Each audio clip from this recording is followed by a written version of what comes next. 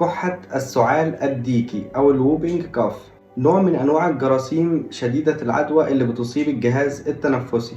بتنتقل بين البالغين وبين الأطفال عن طريق استنشاق الرذاذ المحمل بالبكتيريا. بتكون عبارة عن نوبات من كحة عنيفة متتالية.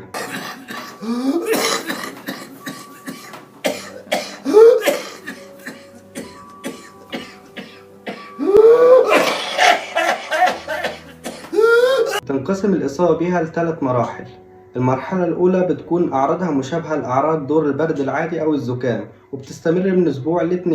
المرحلة التانية بقى وهي المرحلة الصعبة، مرحلة الكحة العنيفة اللي بتستمر لحوالي 6 أسابيع. المرحلة الثالثة وهي مرحلة التعافي، تستمر من حوالي